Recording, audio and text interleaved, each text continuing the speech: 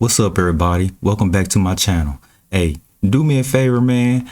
Go ahead and like this video. YouTube is suppressing my videos, and the only way I can get this out, if y'all comment, like, sub up, so I can break this algorithm, cause YouTube tripping. So let's get this content to more people. So if all y'all can do me a big favor and just like this video, so we can send this thing to the roof. This is light work. Come on, spill the tea. Hey, y'all check this out right here. Look, what do y'all think that is? Look like a door. Let me find out that's the doorway to heaven.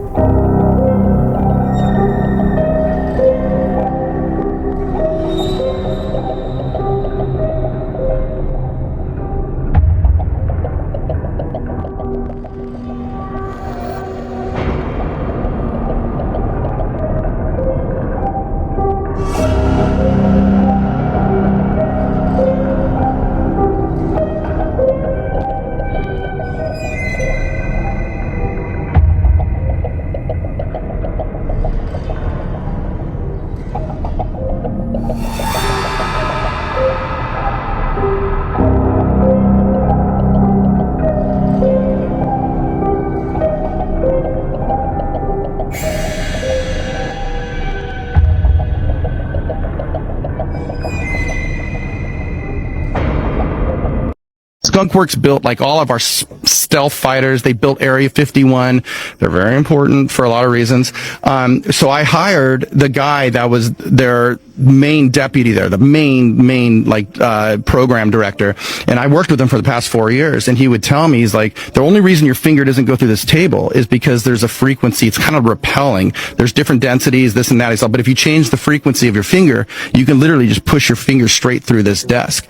He's like, everything is frequency, and matter is just like a dense form of light, right? So you have the ability with your consciousness, and with machines, you can kind of change that and manipulate everything. It's really interesting. So everything's kind of this frequency thing. It's frequency.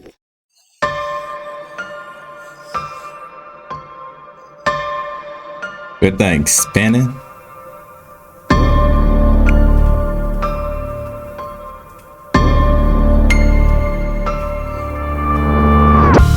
Oh.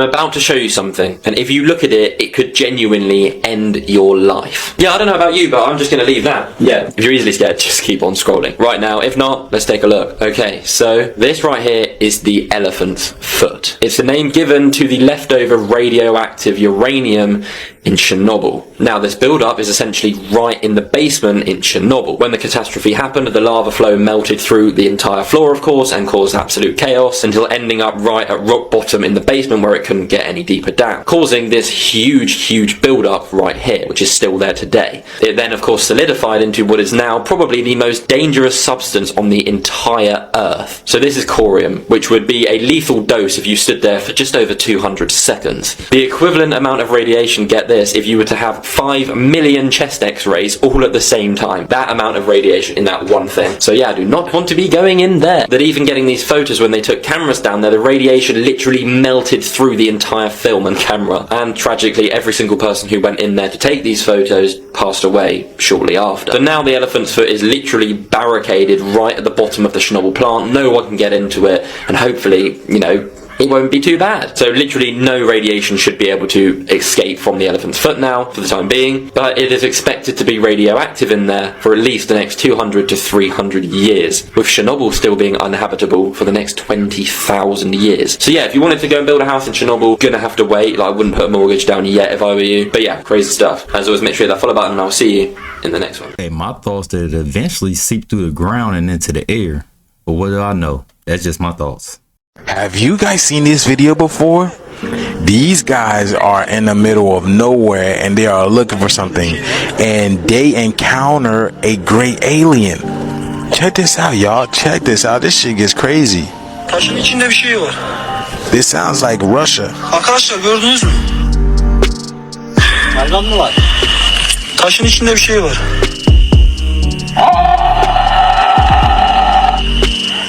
Ona mı? Y'all see that? Oh yeah. Yeah, I would have booked it too. Yo, I apologize, y'all. I had to laugh, man, because that shit was hilarious, especially the way you booked it out of there. But look at that, y'all. Look at those eyes, those dark eyes. Like, what would you do? What would you do in a situation like that, y'all? That's crazy. Like, what would you do at that time, y'all? Because we hear stories about these guys being malevolent and they are out to get us. You know, could this be a reason why we don't even see these things in public? Could there be a reason why? Because they are literally so violent. I mean, I've heard stories on the internet how they're violent and they don't like humans and whatnot. So, of course, you would be running away if you knew about that. Especially a species that don't even look like you or anything like that. You have no intention. You have no idea what their intentions are. So, let me know what you guys think about this video. This video is strictly for entertainment purposes only. I am only raising awareness to interesting situations during these interesting times. Thank you for tuning to my frequency. You already know what to do, y'all. Let's get this shit. Hey, I don't know if that was real or fake, but the way he booked it, that was some pretty good acting if it was fake. I'm telling you, this ancient sculpture right here is proof of time travel. It's proof of time travel. Why do I say that? Let me tell you. This sculpture right here of a woman and a servant holding a box was made in Greece about 100 years before the birth of Jesus. Yeah, at least 2,100 years ago. Except that's not a box she's holding. It's a laptop. Yeah, a laptop. First, laptop computers weren't around 2,100 years ago. Second, how did I know it's a laptop? Well, let me show you. This supposed box opens up like a laptop and has a USB port. What box ever made needed a USB port? No box needs a USB port, but a laptop does. When you look closer, you can tell. That's a laptop. That's a laptop. And since they didn't have computers 2,100 years ago, how is that possible? Because a time traveler accidentally left his laptop behind. Or he was showing ancient people how to use the thing. Yes, this ancient sculpture is absolute proof of time travel, Booskies. Shabadoo! I doubt if that was a laptop. It looked more like a chest to me. Dude seen two holes and he automatically said USB ports. First of all, Joe, it looked like ox. Medusa, in that whole situation, Medusa would look at people and her gaze would turn people to stone. Maybe there is a story behind that. Maybe there's a technology in which they could turn things to stone. You think of those big gigantic trees too. You know, all these people who've been finding all these mountains that look like trees that have been cut. So then you sit there and think, were the trees absolutely massive? You know, 4,000, 5,000 foot trees. They're not mountains. They look like trees. And imagine when people go into the mountains, they start seeing water and plants and life in the mountain. So then you sit there and think that's the veins of the tree. And all these petrified places, you can go to places like Jordan. They have tons of things that look like they've just been kind of cooked into the stone. You know, all these petrified places. Then you have to sit there and wonder, okay, well, who had that technology? Or what happened? What type of event occurred that things were kind of cooked into the earth or cooked into, you know, the rock? All the stuff where you start to look at these islands and you start to look at these trees and you start to look at these pyramids and you look at the size of things. And then somebody just said the sequoia trees are absolutely massive. And the sequoias used to be all over the place, but then they only are now in a selected area. That's electroculture on a whole nother level. You know, sequoia trees just going absolutely nuts. They finally told us the 13th zodiac sign. This whole time we already knew that it was 13 months, 13 cycles, but finally the 13th zodiac. Fishes or the Serpent Bear. Anyone between November 29th and December 17th will no longer be a Scorpio or a Sagittarius. Now look, y'all, this is where that shit falls in place at. And this is supposed to be like what he's doing. Like, it's supposed to be a man that's holding a snake, but supposedly standing on a scorpion. You see that shit? Hold on. Look. Fishes is a large constellation straddling the celestial equator. Its name comes from the ancient Greek, whatever that should say, meaning serpent bear, and is commonly represented as a man grasping a snake and shit. Why did we just learn about this shit? So maybe y'all might have to start looking at y'all zodiac signs over again and figure out where you fall in place at. There's always some mysterious weird shit going on, y'all, with the zodiacs and all that. It's everything. Okay, so this is for the people asking me if Ophiuchus is a zodiac, and it's not. Ophiuchus is the man holding Serpens. Ophiuchus is a deacon, and Serpens is a deacon. Now, these are the 12 zodiacs, and there's 21 north deacons, 15 south deacons. Therefore, there are 44 constellations and 36 deacons. So check this out. Ophiuchus is here, and Ophiuchus is holding Serpens. So Scorpio is underneath Ophiuchus, which is a northern deacon. This just means that you have the 12 zodiacs. You have Aries, Taurus, Gemini, Cancer, Leo, Virgo, Libra, Scorpio, Sagittarius, Capricorn, Aquarius, Pisces. Ophiuchus is on top of Scorpio, so these are the northern deacons, which is close to the North Pole. The southern deacons are outside the ecliptic. So the ecliptic is where the sun, it's the sun's path, which is here all the way to the blue line, like so. There are some signs that are on the Tropic of Cancer and some signs on the Tropic of Capricorn. Some signs are on the equator, like Aries and Pisces. Aries over here, Pisces the fish right there. See? So this dome is turning above your head, and the sun is following the ecliptic. So sometimes the sun is on the red line doing small circles, and sometimes the sun is on the blue line doing big circles. You have to understand how astrology works. So these constellations in black are the zodiacs, and the ones in orange are constellations that are not on the zodiac. It's not on the path of the sun. They're either closer to the North Pole or further away from the ecliptic.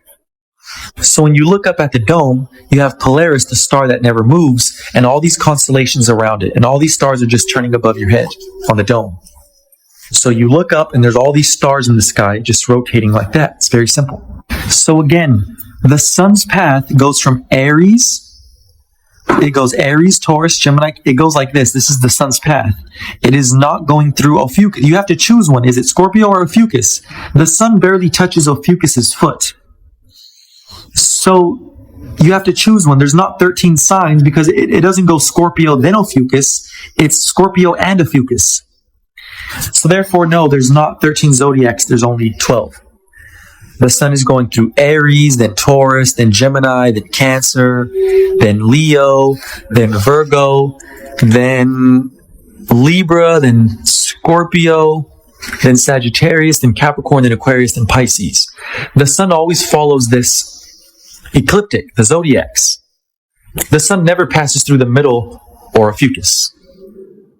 It's like something getting added and subtracted every day. I just don't like how we discover something and pass it off as facts. Even in school, we teach theories like they facts.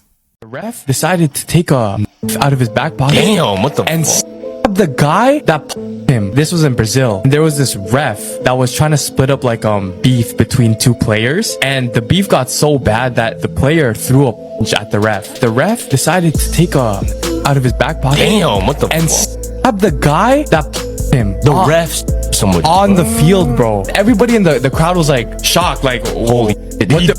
Yeah, fam, he on the field. Yo, the ref really pulled his card. In the video, there was a guy that started throwing food at him, right? Yeah. Everybody in the stadium started rocks and stormed the ref to on the same field that Wait, where was this? Brazil, fam, 2013. Damn, there's still people just Yes, no, because that's what they had. In the video also, you see a big outburst of people running onto the field. So everybody in the stadium running to the field. Fam, the guy gets they stick his head on a stick and put it in the middle of the field, dog. Oh, I'm gonna get one of these signed if that's alright. please? My name's Justin. Justin? Yes. I-N? Yes, with an I-N. Where are you from, Justin? Orlando. Oh, you're not far. Picture? Not too far. No, I'm okay on a picture, but thank you. I do have a question, though. Sometimes when we're watching the ISS footage, you'll see the astronauts sometimes connected like wires and harnesses. Is that to keep them like in the frame during the broadcast, or what's the reason for that? You know, I haven't actually, you mean while they're inside the shuttle? Yeah, like when they're inside the ISS, sometimes during the feeds, the broadcast, you'll see kind of pulling on their belts or something like that. I bet that is. I bet that is. I have not personally seen that. Oh, really? But I know that they try to be still when they're really talking to someone, and then they usually try to release and do like a flip at the end or something like that. Because I've seen the flip before, and it almost looked like a foot was caught like inside something, but there was nothing really there. It was really strange. I didn't know if there was something to kind of like hold them in place or something. We never had anything like that, but they may have learned over time that it was hard to stay still. And they may come up with something. Did you ever think the public would find out that all the spacewalks were filmed underwater? Thanks, sir. Did you have any comment on that? Well, we train underwater. Oh, okay. But only training? Only training. Okay. Most of the public have no idea that the ISS is located in an underwater neutral buoyancy lab in Houston, Texas. The space station footage that they trick us with is not traveling at 17,500 miles per hour above your head. It's all being filmed here on Earth. An exact ISS replica underwater. Coincidence? It's a pretty simple process. Film your footage underwater, remove the water layer, add in your CGI Earth layer, and cast your spell.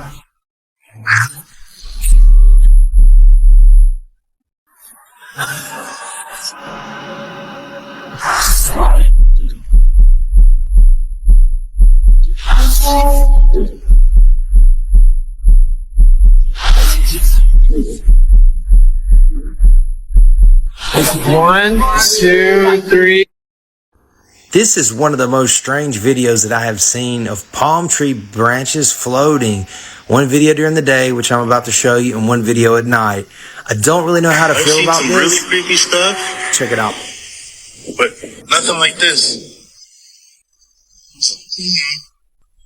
Floating right in the middle of the air. It's moving like it's hung not on to attached something. to wires or anything like that. But I don't know. I could be wrong. What the hell?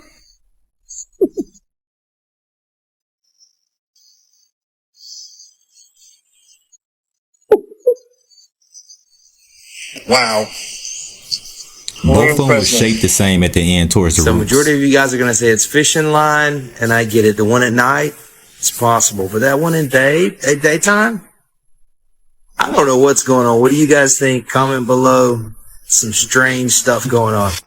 How did missiles create the space program? Intercontinental ballistic missiles, or ICBMs, are land-based ballistic missiles with a range of at least 3,500 miles, meaning you can hit another continent. The ballistic part of ICBM means that it's powered by a rocket in the beginning, reaches peak altitude above the atmosphere, and then essentially just falls onto its target. Originally intended to carry nuclear weapons so that pilots didn't have to fly over the target to drop them, they would later be used in the space program. A few countries had designs for ICBMs, but it was the Soviets that successfully launched one. Sputnik, the first satellite in space, was launched on one of these missiles, the R-7. This was a new kind of propulsion system, or how we push things forward or up. ICBMs use rocket boosters, or a launch system. So lots of power in that initial boost, and then a free fall. And this is also how space travel was designed, especially in the US with the Saturn V rocket for the Apollo missions. Without the technology of ICBMs, a country couldn't enter a space race. You have to be able to go far enough, fast enough to punch a hole through the atmosphere and get into space. To this day, only a handful of countries have this technology. It's no coincidence that the nations with the most advanced militaries are the same ones who go to space. My thing is, if the atmosphere burns up meteors that's made out of metal and rock, how can we get these flimsy crafts through it?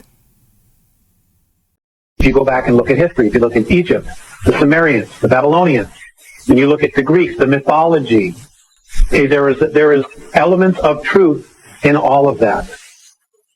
Now, in the ancient days, you had the gods. Okay? The gods. We know about the gods. Mythology is littered with stories about the gods, warring with each other, gods of man marrying the sons of God marrying the daughters of man. And all through literature, ancient literature, there's stories of it. Then the gods would allow a select few, usually their offspring, who were kings or pharaohs, to rule in their place as they went scuttering about the galaxy. Bless you. Now the kings didn't want really much to have to do with common people, so they had their priesthoods that would control information. They would control information. They would control the masses. They would accumulate wealth. The priesthoods made sure that the military kept the common people in order, or the masses. Okay? Whatever the dictates were, this group here made sure that it happened. That's the way it's been all through our ancient history. Okay? If you read Zechariah Sitchin's information, and many other people, I understand there's an awesome book called The Greatest Story Never Told by Lana Cantrell. It's out of print, but if you can find it, Jordan Maxwell was telling me about it. The Gods of Eden by William Bramley. These are excellent, excellent books that are very well documented. Now, if you look at today, okay, we still have basically the same situation. The ETs are still here. Names and faces change, but they have the same mindset. Control, control, control. Okay, your pharaohs, what do you have? You have prime ministers. I'll just abbreviate. You have president. And in some countries, you still have actually a king. Priesthood. Well, we do have religion. Okay? We also have bankers. Okay, we have bankers. Those of you who have done any research on Nazi Germany, there's a wealth of information regarding secret societies and the power that these societies have because of money. And how virtually every country on the planet is bankrupt. And how a small group of men who represent a priesthood, secret societies, control everything. They are doing the bidding, I want you to be really clear on this, they are apparently doing the bidding of these guys. Because the whole point of all of this coming down on our planet is to take away from us self-rule, and free will. Let's make things so bad on this planet that the masses are begging to be saved. And then let's have somebody come in and save them. And according to the Andromedas, if you do not accept self-responsibility and you allow somebody to come in and save you, you do not permanently evolve. And I'm not here to fuck anybody else's belief systems. I'm just sharing with you what they've said. Sir, do you need some water?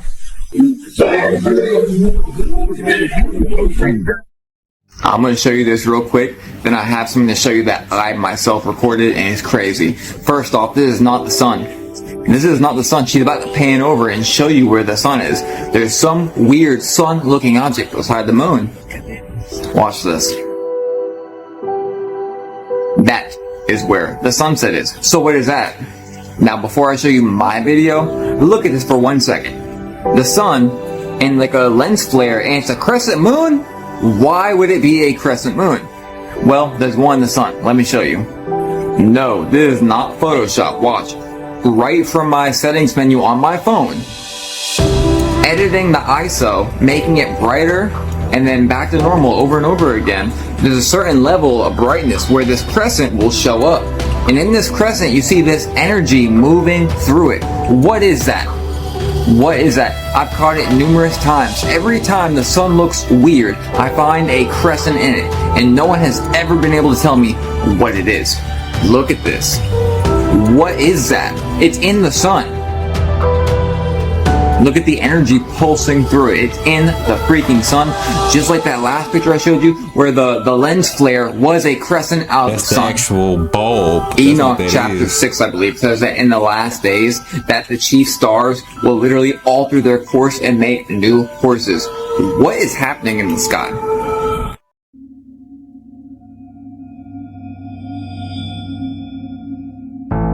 Who's she talking to in her sleep?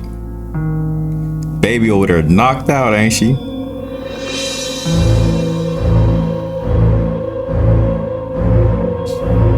Oh. That was pretty creepy.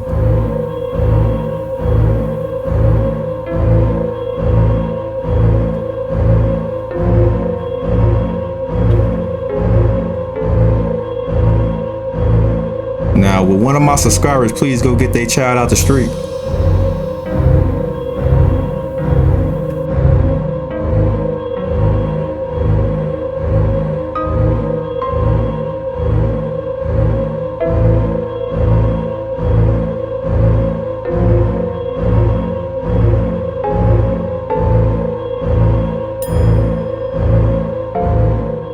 Like a roaring lion, seeking souls to devour when you're not sober-minded, right?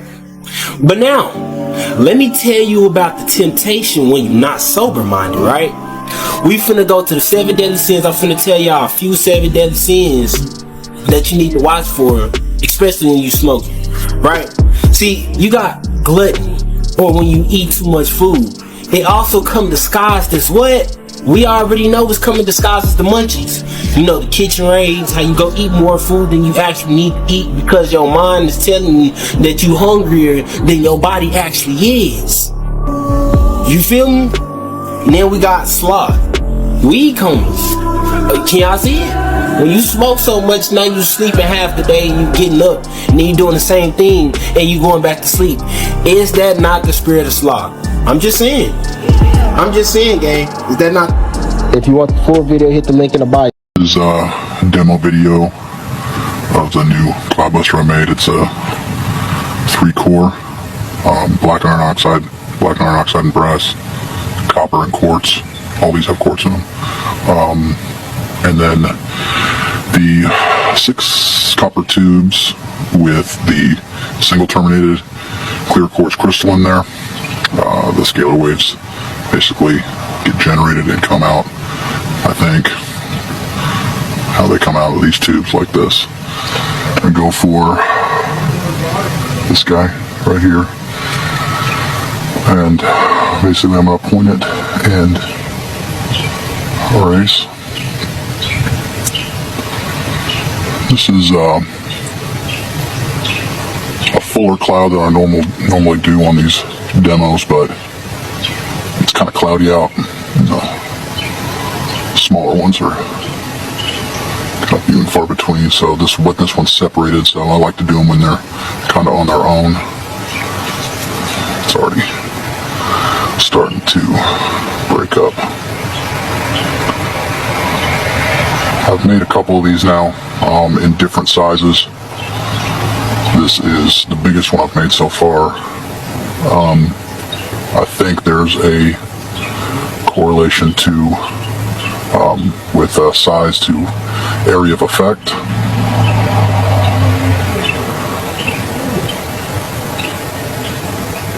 So the bigger ones seem to take out a larger area more quickly. I've made small ones as well, and they seem to work pretty good as well. Hey, it's really breaking This is going pretty quick here. I finally got my phone to orientation. The orientation of the video is widescreen, so I finally got one that's widescreen. Thing's driving me crazy, but there's a little bit of that initial cloud right here that's left. Maybe some breaking up over here, and it took out a lot of that area. Cloudbuster's pretty cool. Anybody seen one of these in person or actually made one? Let me know in the comments. The 11th year of the sun cycle, so we are in the 11th hour, meaning the sun's poles are about to flip. Our next story is about the sun. It is flipping out, quite literally. Scientists say the sun's poles are about to flip.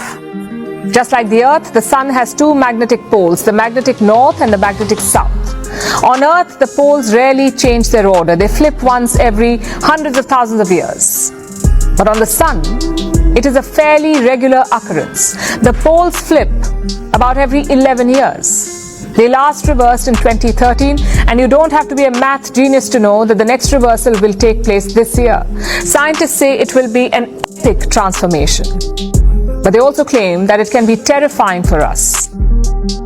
So how will this shuffle impact the Earth? Should Earthlings be scared? No matter which school you went to, you were bound to learn 3 things by rote. 1. The Pythagoras theorem. 2. Mitochondria are powerhouse of the cell. And 3. The sun is a big ball of fire. This story is about that last bit, because this year the ball of fire is quite the hot topic. For starters, a total solar eclipse is predicted in April. This happens when the moon crosses paths with the sun, blocking it from view. It is a highly anticipated event for scientists, but they are concerned over one thing: fact that the sun itself is getting ready to flip. Its poles are about to reverse. Here's how. Just like the Earth, the sun has 2 poles, the magnetic north and the magnetic south. Every 11 years, the polar magnetic fields weaken. They go to 0 and then emerge again with much more energy, but with opposite polarity. So the north pole becomes the south and vice versa. This is a regular part of the solar cycle, unlike the one on Earth, where the poles flip once every hundreds of thousands of years. The sun's poles last reversed in 2013. Even those bad at math will know that the next due date will be sometime this year. Now this may sound scary, but the flip is not a big deal. What comes before the flip is, leading up to the pole reversal, the sun has intense magnetic activity. Right now, the sun is more active than it's been in over a decade. During these periods, the sun displays extravagant fireworks. There are solar flares or mass ejections. Scientists call them solar storms. Think of them as explosions. They hurl charged matter out of the sun, and it is shot across the solar system at a speed of hundreds of thousands of kilometers per hour. These particles can reach Earth in typically 3 days, and the results depend on what happens next. Remember, we told you about the Earth's magnetic poles? That's because the Earth has a magnetic field too. Usually, this field acts like an umbrella.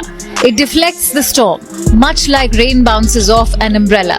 But sometimes the storm is so strong, it rips through the Earth's magnetic field. And the results can vary. On the positive side, solar storms can result in vivid auroras, which is why this year the northern lights will be stronger than they have been in at least a decade. But in some scenarios, solar storms can be the perfect storm for disasters. They can disrupt communication satellites and GPS in space and disable electrical grids on the ground. The possibility of such a hit is rare, but it can happen like it did in 1859, when the Earth witnessed the Carrington event. It was the worst solar storm in history. It disrupted telegraph lines, hindered messages, sparked fires, and auroras were witnessed in Mexico City. It was a shock event, and if a similar incident occurs now, it could cost economies trillions. You see, everybody knows about the Carrington event, but nobody knows the truth about the Carrington event. So they told us it was a dangerous situation, but all that is 4D, 5D energy coming in. So what really happened? Remember, the victor writes history, and they don't want us to know that we are connected to higher sources, higher dimensions. So of course they're gonna tell us that the Carrington event was very dangerous and all this type of stuff, but literally the sun feeds us, so how bad can it really be? But this video is strictly for entertainment purposes only. I am only raising awareness to interesting situations, to these interesting times. Let me know what you guys think about this video. Like, comment, and share for more videos like this. I've always been told that in space is no up and down. So where do we get this concept of north and south? It don't make sense. Can somebody please help me out and explain that? Is it possible the color blue didn't exist in ancient times? You might think, of course it did. The sky's blue, the ocean's blue, how could that even be a question? Well, British Prime Minister William Gladstone posted the question, is the color blue actually real, after reading Homer Odysseus' The Odyssey, and he reported that it never once said the word blue. Homer used the word iron and copper to describe the sky, and he never once used the word blue to describe the sea. This got other researchers interested, and they discovered that many other ancient civilizations actually had no record of the word blue. This was the case in ancient Icelandic, Hindu, Chinese, Arabic, and Hebrew texts. This doesn't seem too crazy, as blue isn't really prevalent in the natural world, but just because there was no word for blue, does that mean those civilizations couldn't see it? What do you guys think? Tell me in the comments. Imagine that. He said that in the 1960s, the U.S. Army had a plan to bore a tunnel into the wall, but they didn't have a boring machine that could handle the super cold temperatures. So they had a whole testing project in Greenland where they developed ice tunnels and invented new boring machines that could operate in super cold temperatures. So this was back when they were going into forming NASA and all the other things that were kind of strange, the Antarctic Treaty, around that time, pretty close to it. And he says, like they did this whole big thing in Greenland, for just practice. So it was like they were practicing to bore into the sky ice. I'm not an expert on that, but that's just what he told me. Then, once they had the new boring machine figured out, they brought it to the ice wall, or to the wall in Antarctica. He said that the machine bored a tunnel, I don't remember exactly, like 5 or 10 miles into the wall, but that they never broke through the other side of the wall, and that they still don't know how thick the wall is, even to this day. And I'm probably not remembering this part correctly, but I think he said that at first the floor of the tunnel was solid rock, but after a mile or two in, the floor was sky ice, like it was sky ice underneath after a certain point, or something like that. And apparently the wall slowly builds itself back up. So it slowly builds itself back up after you cut it, because after a year or so, the tunnel had shrunk smaller all by itself, like a self-healing wound. It starts closing up. They had to leave the boring machine inside the wall because the tunnel shrunk too small to get it back out. And after a few decades, the tunnel was completely gone. Like part of the wall was solid again. He said that now the scientists were trying to use technology to figure out how thick the wall is. He said something about putting earthquake sensors all along the wall, and that somehow you could measure the signal from an earthquake to see how thick the wall is. But he kind of lost me on that part.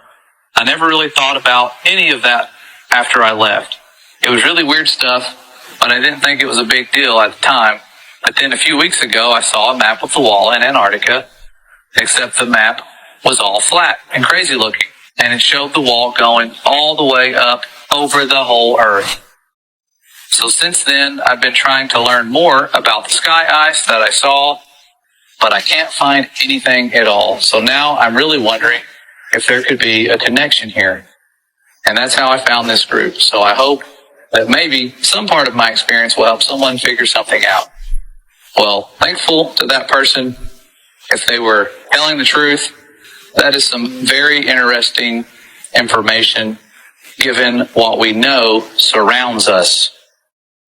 We know that the firmament's not just made out of ice.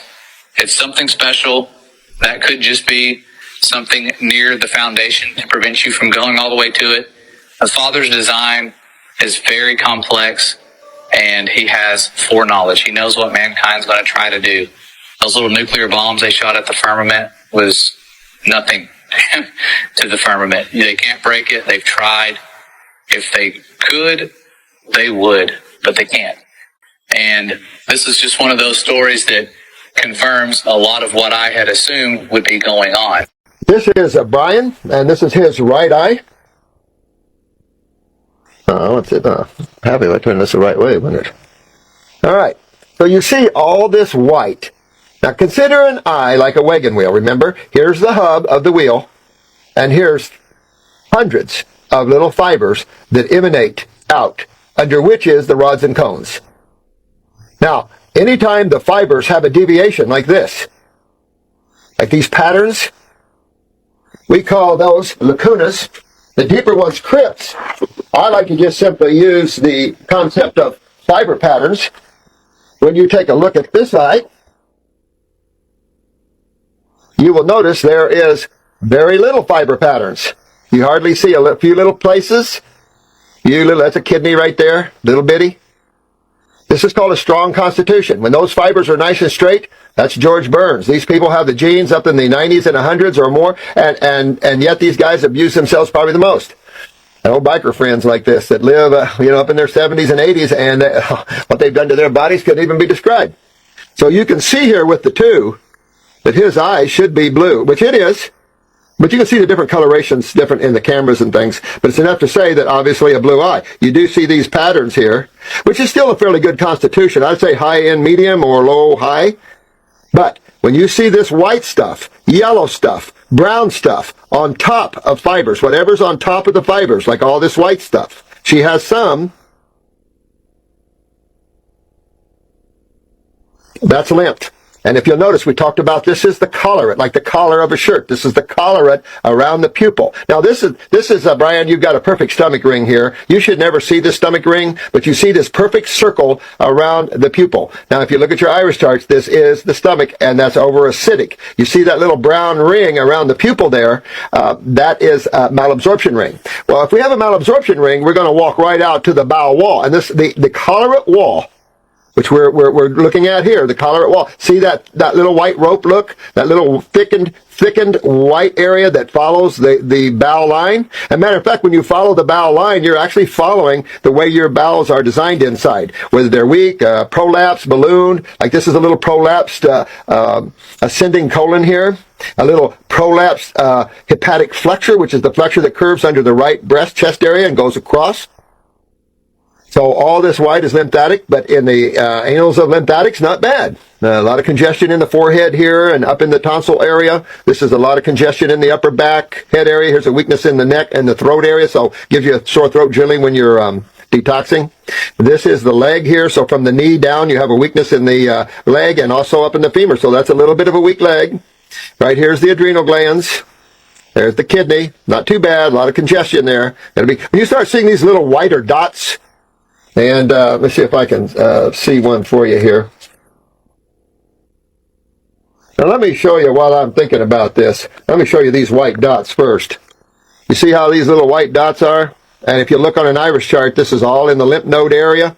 Not the lymphatic area. This is lymph node. Lymphatics all through the body. But these are lymph nodes. And you see these little white dots? That's a lymphatic rosary around the eye. And that means that those lymph nodes are swollen. A lot of people have had their lymph nodes swollen most of their lives because their kidneys aren't filtering. And this is the left eye, and you can see there's the real bad kidney, and it's just not filtering these lymph nodes.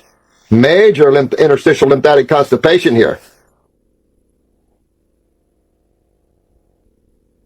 I want to show you why, Brian, I'm saying that about you. Here's a dairy farmer.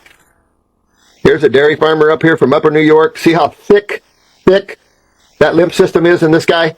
He also has an ice cream manufacturing business. So he came in one day, he's 84 when I took this picture, and he was mad at me because I had the book in my office on milk and how bad it was for you. And he said, I'm 84 because I drink milk. You're very wrong. I said, no, you're 84 because you have good genes. You're in here with cancer because of the milk. Now, let's look at this. This is up here getting into the right ear, the right cerebellum. Remember, we talked about this as the dizzy equilibrium center up here. So, Brian, you've got this coming your way here, right side cerebellum, back of the neck. A lot of congestion up here in the sinuses. This looks like the pituitary area or close to it. This would be the pineal. So your rest would be somewhat disturbed maybe at times. This is going into the bladder and lower back here. Then your kidneys. A little groin, not bad. I mean, these are fairly good genes.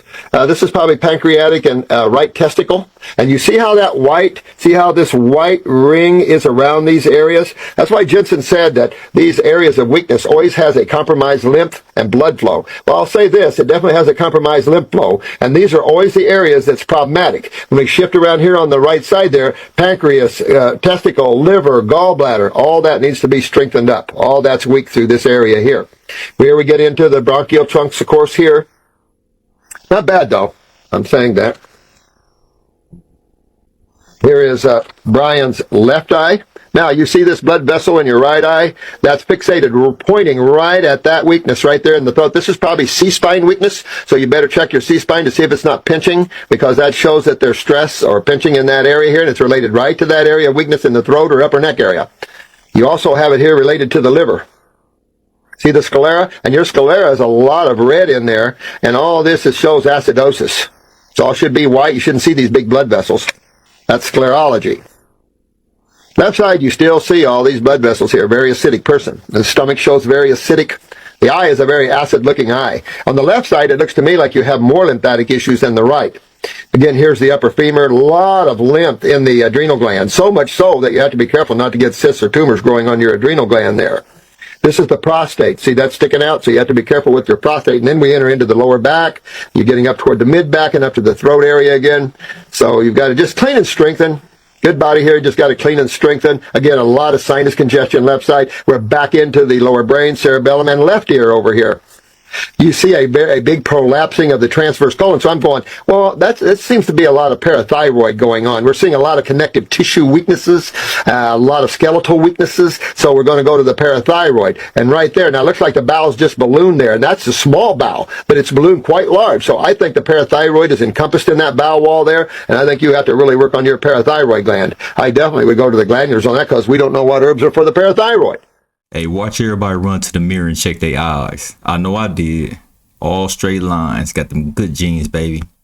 Some crystals really are magic. So not really, but crystals like quartz, topaz, tourmaline, and many more all exhibit the strange phenomenon known as Pazo Electricity. It was first discovered by brothers Jacques and Pierre Curie. Yes, that Curie, in 1880.